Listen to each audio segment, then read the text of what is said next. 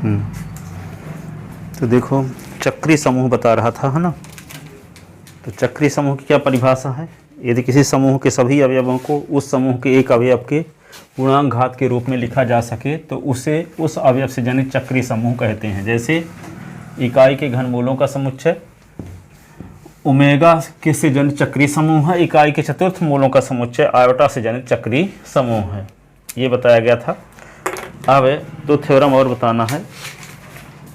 इसी देखो यहाँ पे G is equal to iota minus iota 1 minus 1 1 minus 1 iota minus iota. तो इसका आयोटा से जनित चक्रीय समूह है, आयोटा की पावर 1, आयोटा की पावर 2, आयोटा की पावर 3, आयोटा की पावर 4। तो जी के सारे एलिमेंट आ जाएंगे कि नहीं।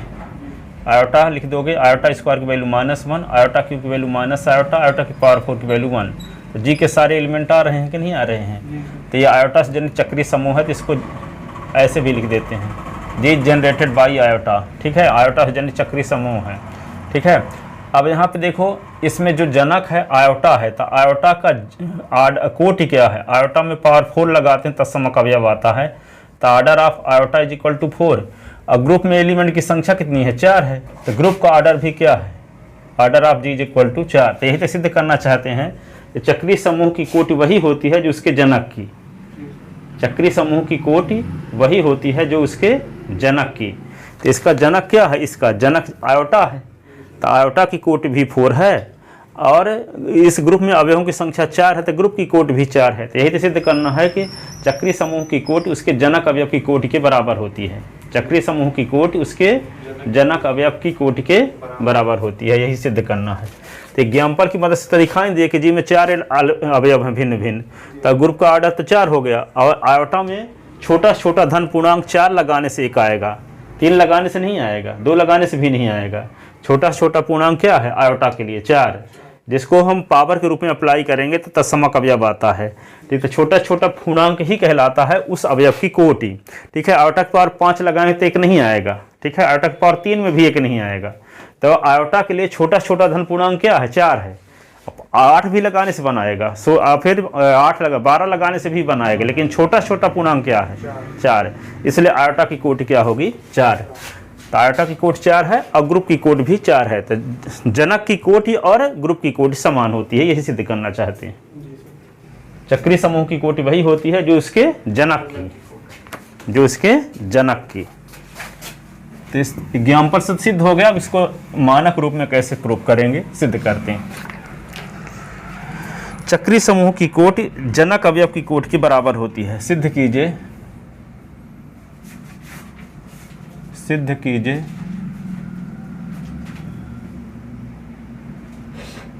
चक्रीय समूह की कोटि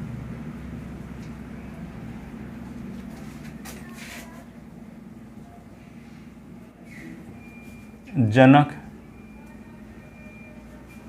अवयव की, जनक अवयव की कोटि के बराबर होता है, कोटि के बराबर होता है। सिद्ध कीजिए चक्रीय समूह की कोटि जनक अवयव की कोटि के बराबर होता है। Proof,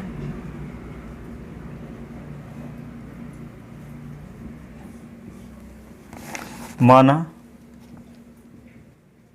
G is equal to ए से जनरेटेड, एक अवयव ए से जनित एक चक्रीय समूह है। एक अवयव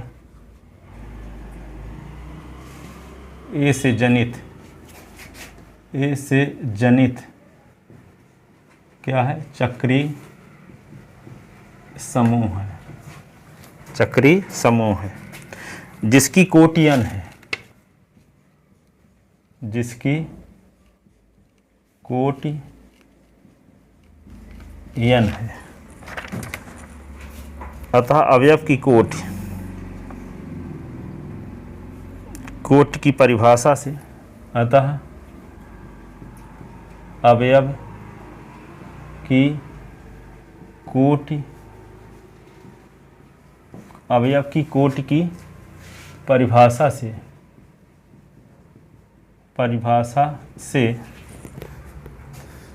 n न्यूनतम धन पूर्णांक इस प्रकार होगा, n न्यूनतम धन पूर्णांक इस प्रकार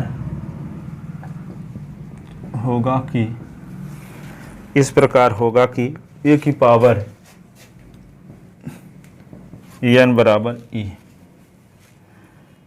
और a की power r is not equal to e, 0 is less than r is less than n।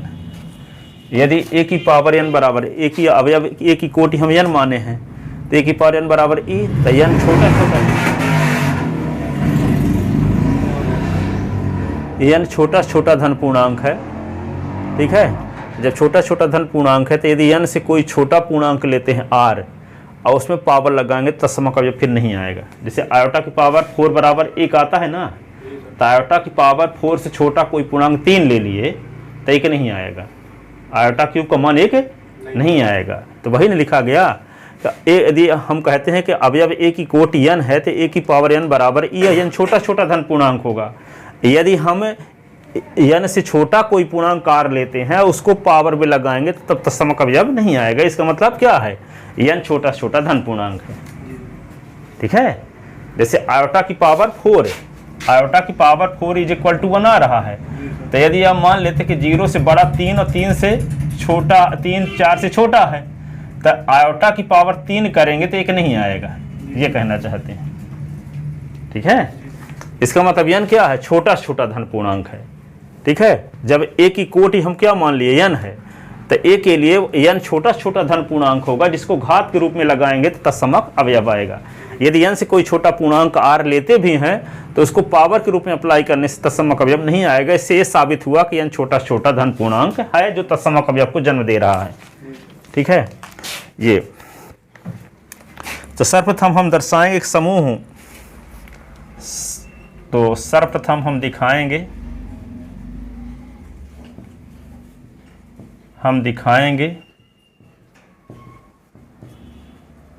कि G में n अवयव भिन्न भिन्न हैं। G में n अवयव भिन्न भिन्न हैं।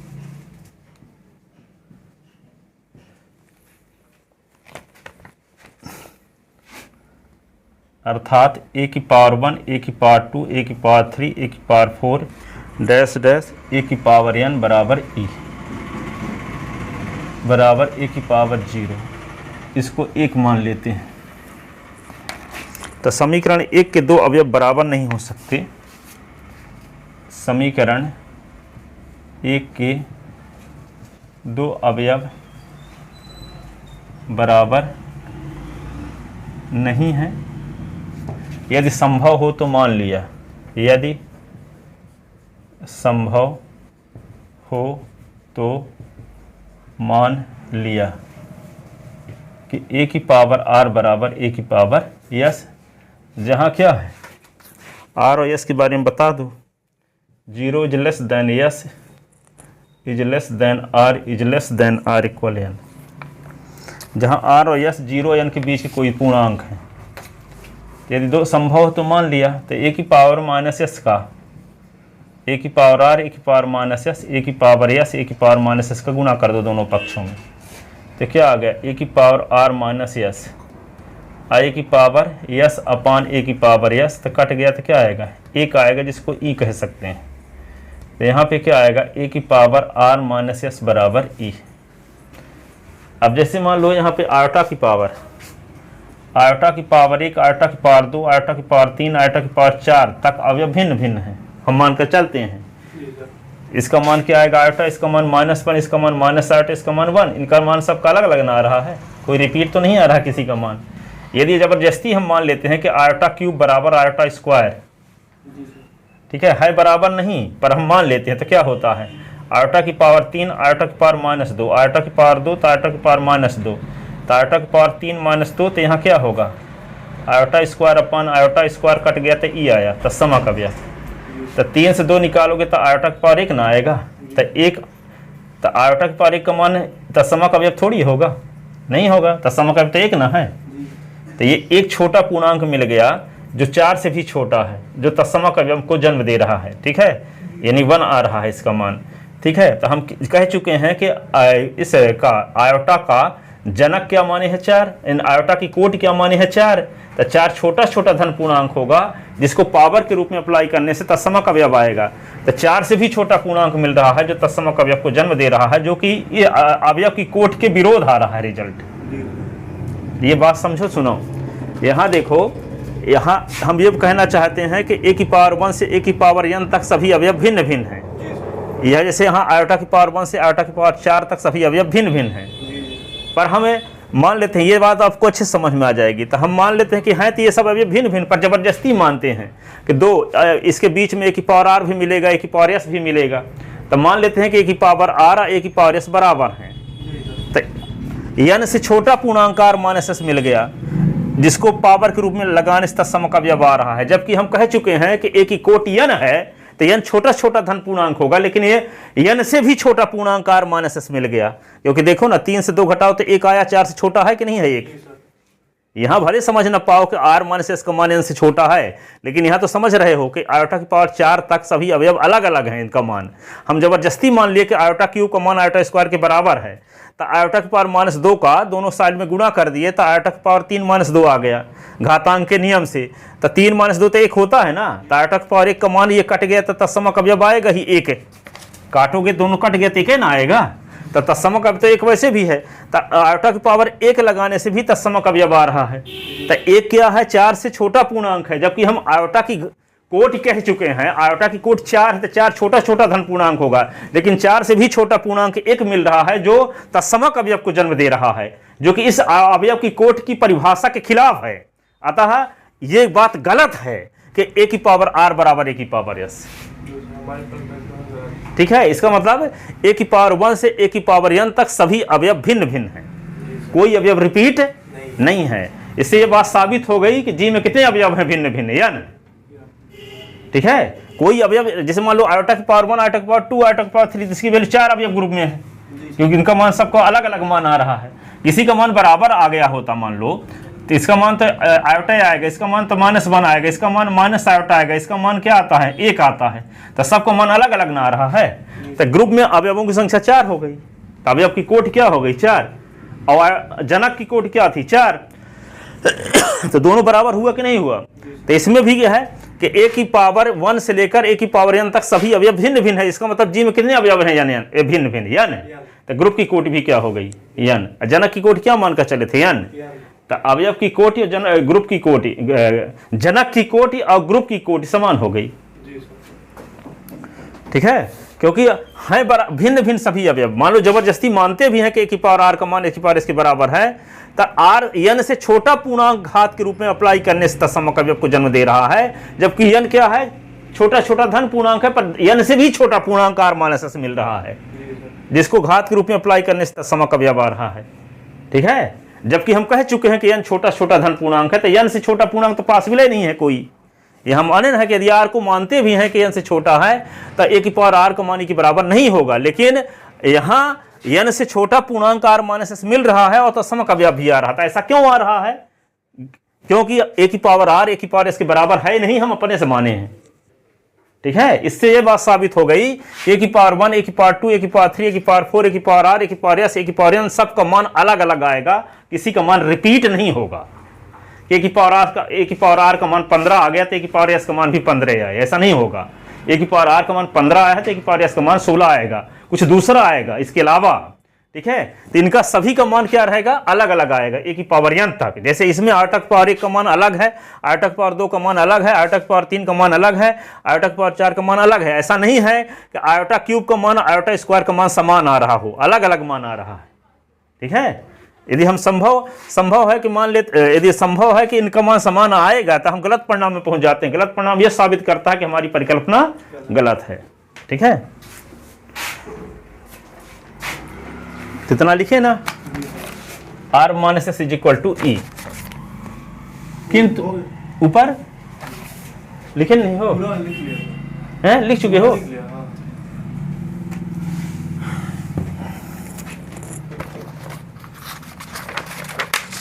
तो क्या लिखोगे, ए की power R minus S is equal to E, जो कि संभव नहीं है, जो कि संभव नहीं है।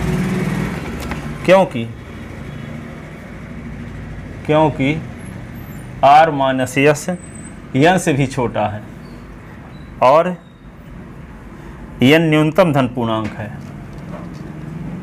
और एन न्यूनतम धन पूर्णांक है।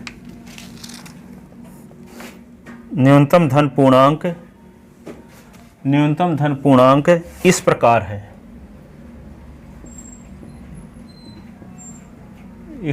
है, कि ए की पावर n बराबर e। परिणामतः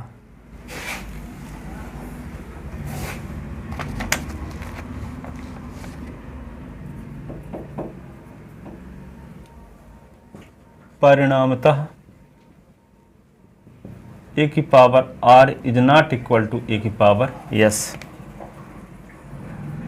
अतः समीकरण 1 में n अवयव भिन्न भिन्न है, ठीक है। पुनः माना ए की पावर r जी का कोई अवयव है,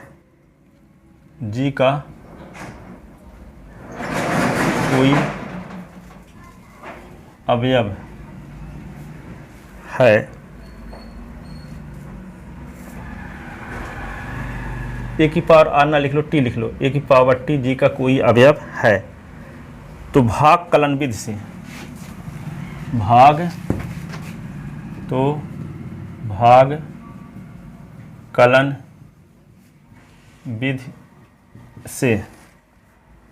भाग कलन विधि से दो पूर्णांक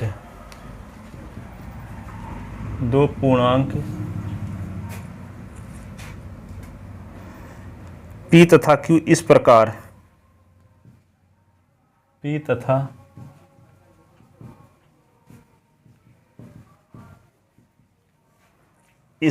हैं कि T is equal to N P plus Q. जैसे मान लो T में n का भाग दिए तो P बार पहाड़ा पढ़ना पड़ा, और यहाँ कोई संख्या लिखी गई, घटाने से क्या आया Q। ठीक है, तो क्या लिखोगे, भाज्य बराबर भागफल गुणे भाजक प्लस शेषफल। जानते हो ना, भाज्य बराबर भागफल गुणे भाजक प्लस शेषफल। तो भाज्य क्या है यहाँ t, भागफल क्या है p, भाजक क्या है n, शेषफल q है। तो t बराबर क्या होगा np प्लस q, यही लिखा गया। ठीक है, t बराबर np प्लस q, भाग कलन विधि इसी को बोलते हैं। तो जो शेष आया है, जिसका भाग दिए हैं उसे छोटे रहेगा। 5 का भाग दोगे तो शेषफल 5 या 5 से छोटा ही आएगा, नहीं आएगा। कोई विश्वास ना हो, जैसे मान लो 17 है और 5 का भाग दिए तो 5 तिहाई 15, तो शेषफल क्या आया, 2 ना आया। तो 2 जो आया है 5 से छोटे रहेगा, तो जो शेषफल आएगा जिसका आप भाग दे रहे हो उससे छोटे रहेगा। तो वही बताया जा रहा है कि यहाँ क्यू शेषफल आया है ना, तो क्यू का मान क्या रहेगा, क्यू का मान हो सकता है कि 0 भी आ जाए, लेकिन एन से तो छोटा रहबे करेगा। तो ए की पावर टी पर विचार करते हैं, तो ए की power N P plus Q, A की power N P into A की पावर क्यू, ए की पावर एन की पावर पी, ए की पावर क्यू। तो ए की पावर एन की वैल्यू क्या है ई, ए की पावर पी, ए की पावर क्यू, ए की पावर पी क्या होगा ई, और ए की पावर क्यू, तो ए की पावर क्यू।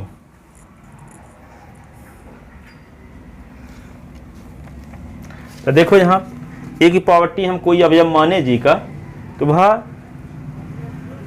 क्यू क्या है, n से छोटे मान है कि नहीं है। इसका मतलब ए की पावर टी भी ए की पावर 1 से लेकर ए की पावर n के बीच किसी अवयव के बराबर हो गया ये भी, क्योंकि क्यू क्या है, टी में जब हम भाग दिए हैं n का तो शेष आया है क्यू, क्यों ना आया है, तो जिसका हम भाग दिए हैं उससे तो क्यू छोटा ही होगा। ठीक है, तो समीकरण 1 में जो लिखा है ए की पावर 1 जी का अवयव है, ए की पावर 2, ए की पावर 3, ए की पावर आर, ए की पावर एस, ए की पावर एन, ये सब जी के अवयव हैं। तो इन्हीं अवयव के रूप में ये ए की पावर क्यू भी आ गया, उन्हीं में से कोई अवयव है ए की पावर क्यू भी। जैसे मान लो हम ए की पावर आयोटा की पावर 1, आयोटा की पावर 1, आयोटा की पावर 2, आयोटा की पावर 3, आयोटा की पावर 4, ये सब चारों अवयव भिन्न भिन्न हैं।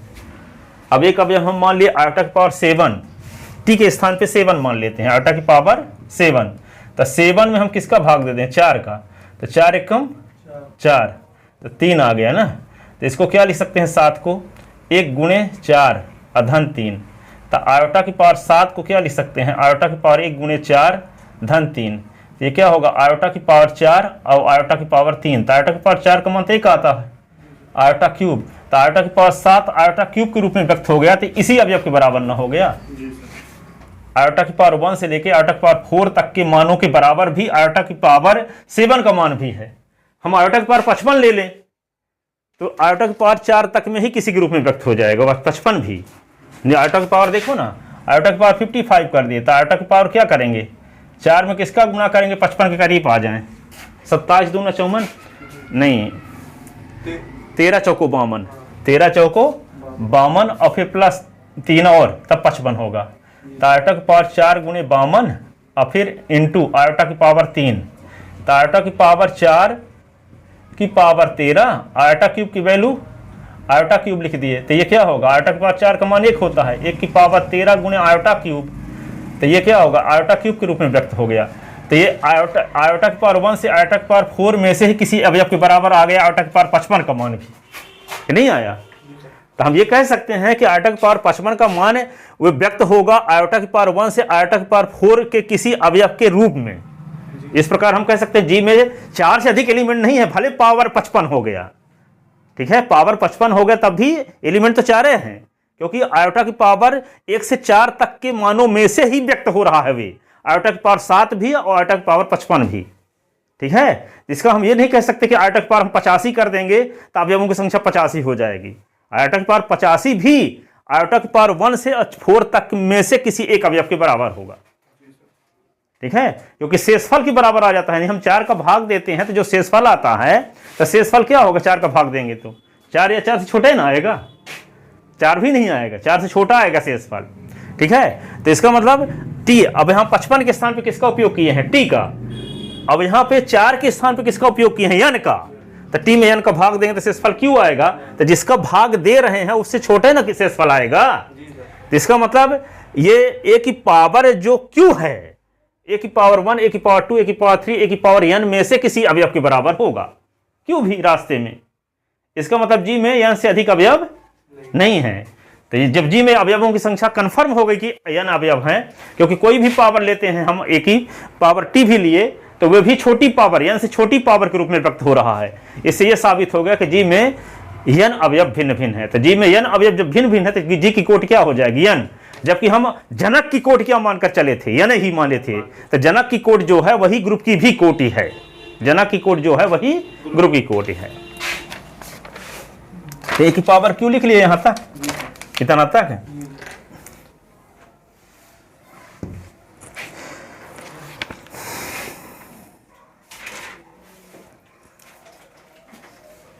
तो चूंकि 0 is less then q is less than n, अतः समीकरण 1 के अवयवों में से एक के अवयवों में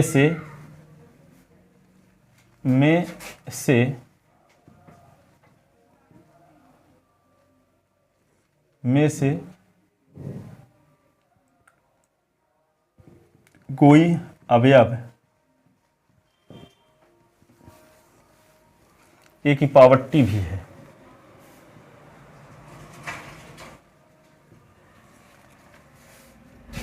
अतः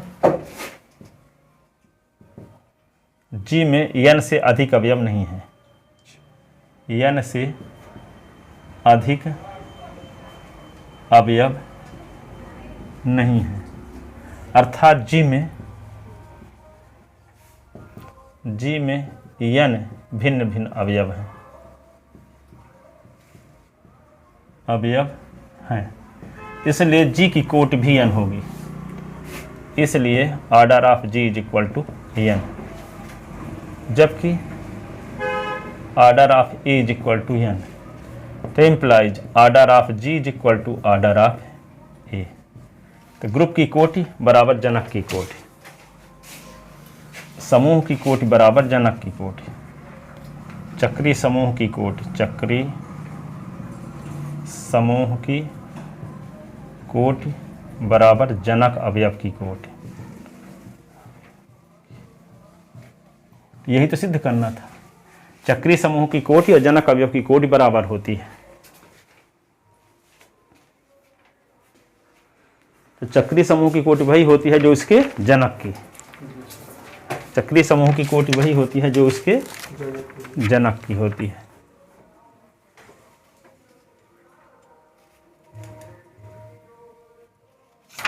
लिख लेते ना,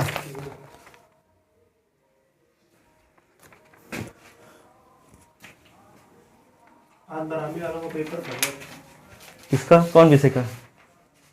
आपके स्टार्ट हुआ है ना एमपी बोर्ड का ना? जी सर। हाँ होगा, पता नहीं एमपी वाले, मेरे यहाँ सीबीएसई वाले ज़्यादा थे, सीबी वालों तो 21 तारीख शुरू हो गया था। उनका तो हो गया।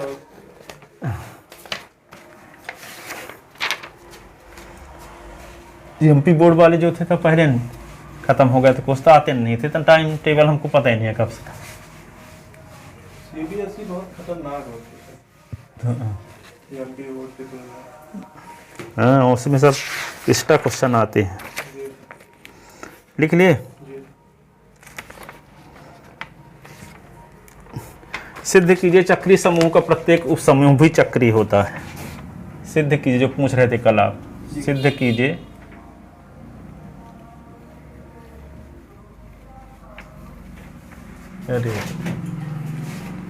चक्री समूह का प्रत्येक उपसमूह भी चक्री होता है।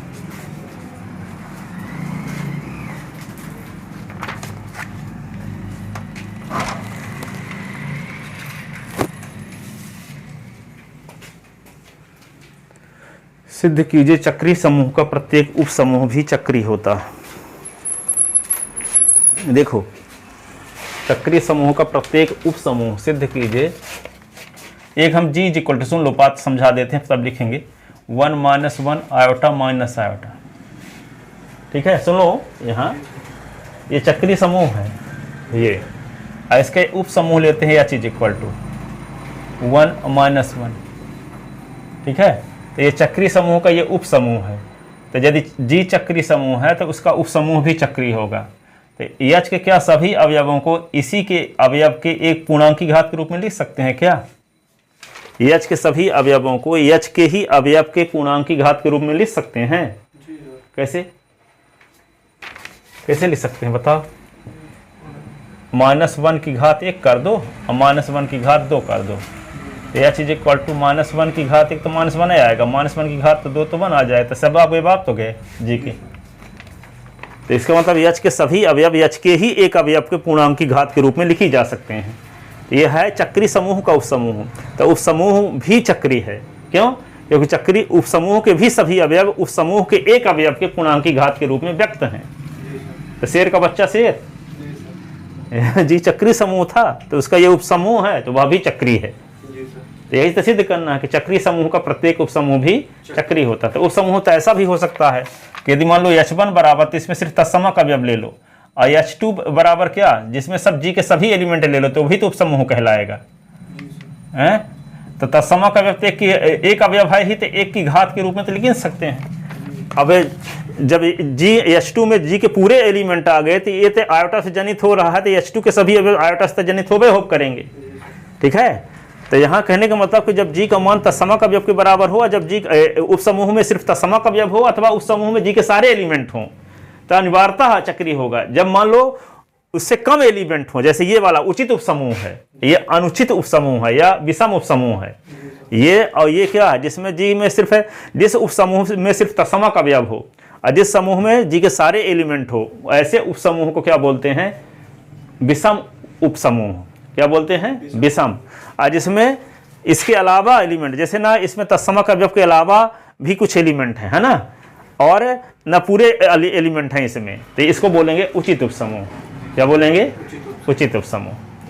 ठीक है, देख लिए एग्जाम्पल की मदद से कि ये जी का एक उपसमूह था, लेकिन उपसमूह के भी सभी अवयव उपसमूह के एक अवयव के पूर्णांकी घात के रूप में व्यक्त हैं, तो उपसमूह भी चक्रीय हो गया कि नहीं हो गया। तो एग्जाम्पल की मदद से तो बात समझ में आ गई कि हाँ कि चक्रीय समूह का प्रत्येक उपसमूह चक्रीय होता है, लेकिन अब इसको स्टैंडर्ड फॉर्म में कैसे दिखाएंगे, एग्जाम्पल की मदद से थोड़ी प्रूव करना रहेगा। तो इसको सिद्ध करने जा रहे हैं, है ना। तो सिद्ध कीजिए कि चक्रीय समूह का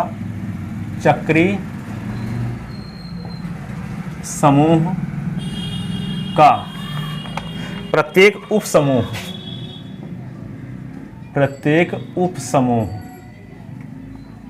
चक्रीय होता है। चक्रीय समूह का प्रत्येक उपसमूह चक्रीय होता है। प्रूफ, माना जी इज इक्वल टू ए से जनित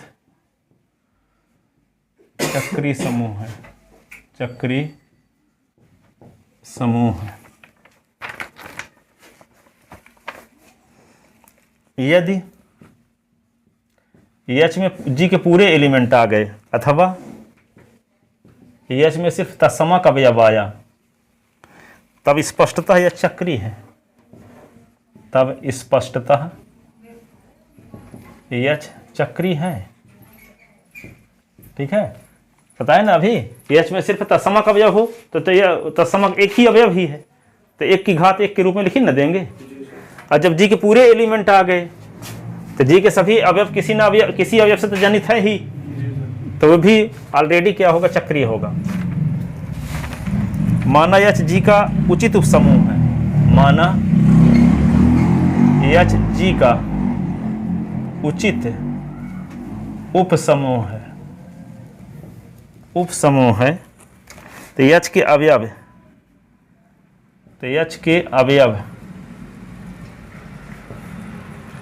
ए के पूर्णांक घात है। तो माना ए की power minus S belong in H, तब ए की power S belong in H. तो एच में ए के धन और ऋण पूर्णांक घात वाली अवयव उपस्थित हैं, अर्थात एच में ए के धन और ऋण पूर्णांक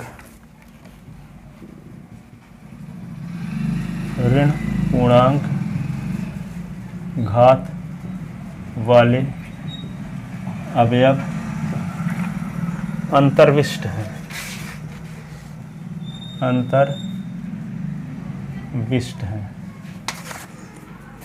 माना यम न्यूनतम धन पूर्णांक इस प्रकार है, माना यम न्यूनतम धन पूर्णांक इस प्रकार है। अब देखो इसको और समझाते हैं। जी इज इक्वल टू क्या है, 1 - 1 आयोटा माइनस आयोटा,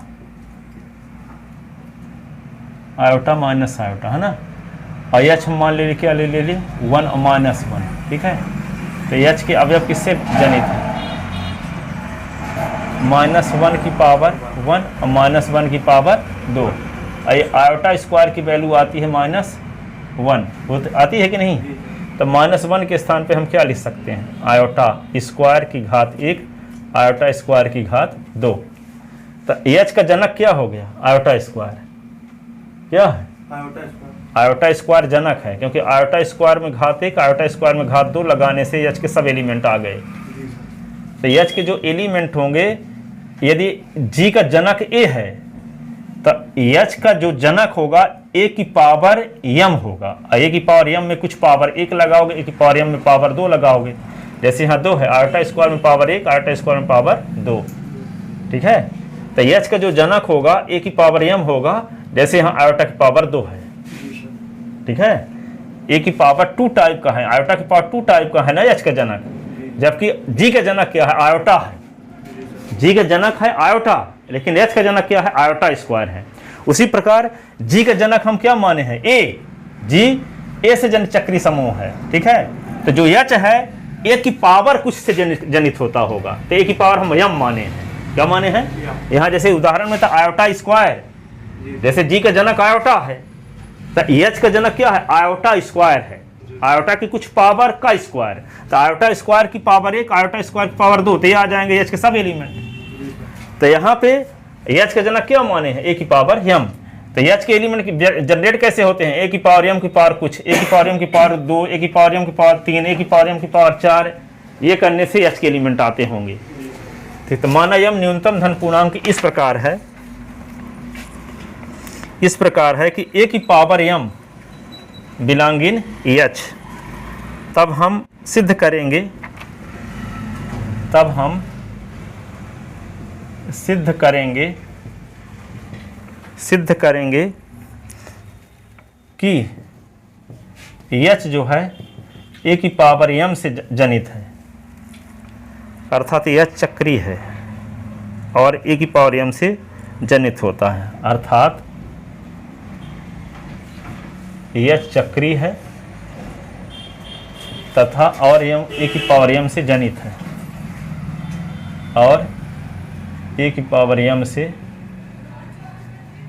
जनित है, ए की पावर यम से जनित है।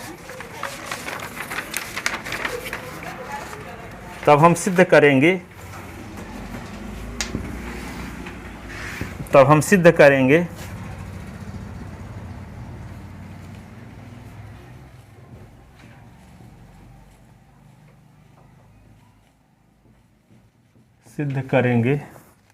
कि एच बराबर ए की पावर यम, अर्थात लिख चुके हैं ना वो पहले से। तो ए की पावर टी कोई स्वेच्छ अवयव ले लेते हैं, ए की power T belong in H, स्वेच्छ अवयव है, स्वेच्छ अवयव है।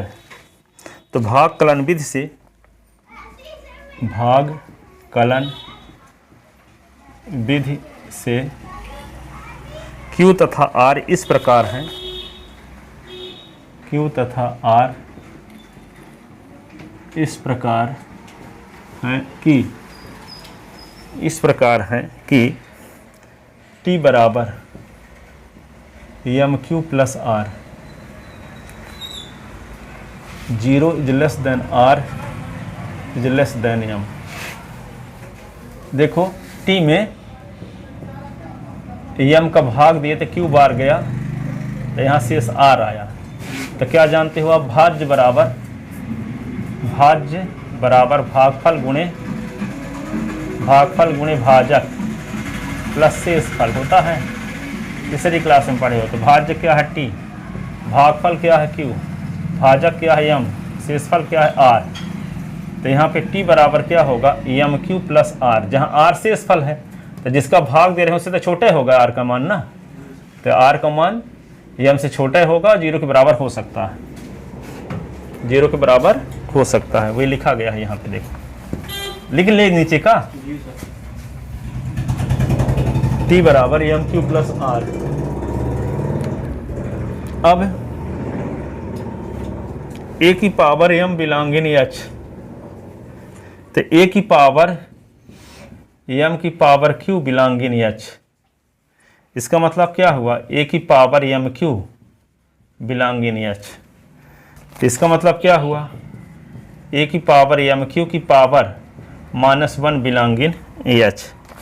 इसका मतलब ये हुआ ए की power -m Q belonging H. साथ ही ए की पावर टी बिलोंगिंग एच और ए की power -m Q belonging H.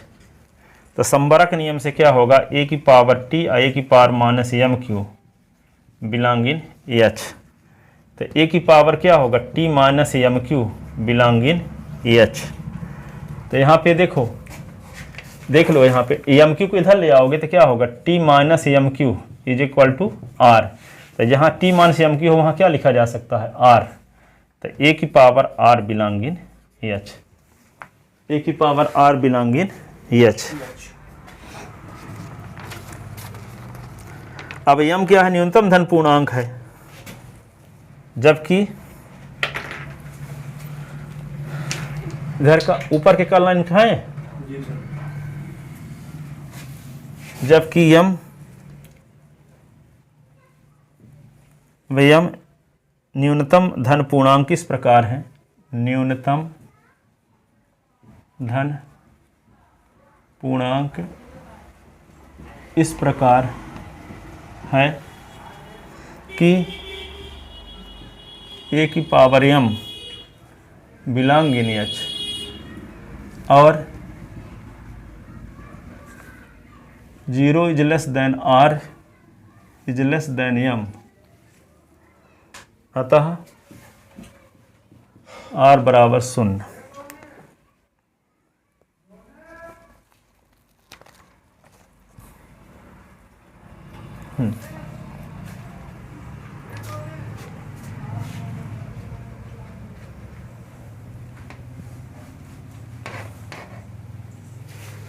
तो जब r बराबर 0 तो क्या होगा, तब t बराबर क्या है, t बराबर एम क्यू प्लस आर था ना, एम क्यू प्लस आर। तो t बराबर क्या लिख दोगे, एम क्यू प्लस 0। तो t बराबर क्या हो जाएगा, एम क्यू।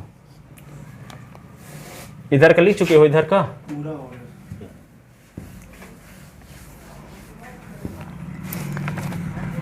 ठीक है। तब हम ए की पावर टी पर विचार करते हैं कि पावर टी, तो ए की पावर टी के स्थान पे क्या लिख सकते हैं, एम क्यू। क्या लिख सकते हो, एम क्यू। इसको क्या लिख सकते हो, ए की पावर एम, एम की पावर क्यू। इसका मतलब प्रत्येक अवयव जो हम ए की पावर टी एच का कोई स्वेच्छ अवयव लिए थे, तो ए की पावर एम के पूर्णांक की घात के रूप में ये व्यक्त हो गया। तो ए की पावर टी एच का स्वेच्छ अवयव था, तो स्वेच्छ अवयव ए की पावर एम के पूर्णांक घात के रूप में व्यक्त होगा। इसे साबित हुआ कि एच के सभी अवयव ए की घात एम के पूर्णांक की घात के रूप में व्यक्त होंगे। तो एच भी क्या हो गया, चक्रीय समूह। अतः प्रत्येक अवयव ए की पावर टी बिलोंगिंग एच का ए की पावर एम के पूर्णांक की घात के रूप में व्यक्त है। अतः एच ए की पावर एम से जनित चक्रीय समूह हुआ, जबकि एच जी का उप समूह है, अतः प्रमाणित हुआ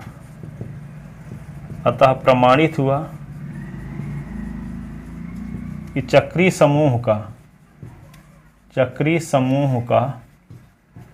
प्रत्येक उप समूह भी चक्रीय होता है, अतः प्रमाणित हुआ कि चक्रीय समूह का प्रत्येक उप समूह भी चक्रीय होता है। हम एच का कोई स्वेच्छ अवयव लिए ए की पावर टी, तो उसको व्यक्त कर दिए ए की घात एम की पूर्णांक की घात के रूप में। इससे यह साबित हुआ कि एच का हर एक अवयव ए की घात एम के पूर्णांक की घात के रूप में लिखा जा सकता है। तो जब जी चक्रीय समूह था तो उसका उप समूह भी क्या है, चक्रीय है। तो चक्री समूह का प्रत्येक उपसमूह भी क्या है, चक्री है। तो ये थ्योरम जान लेने वाली थ्योरम है।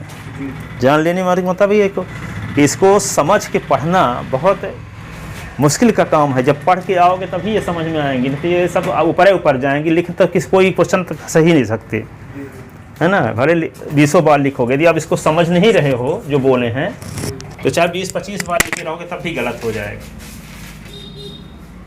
ठीक है, इसीलिए जितना पढ़ो उतना तैयार भी करते चलो। कर्तव्य से बचते जाओगे तो फल से भी वंचित होते जाओगे। वहाँ कोई नहीं देखेगा कि आपकी तबीयत खराब हो गई, टेस्ट नहीं तैयारी किए थे।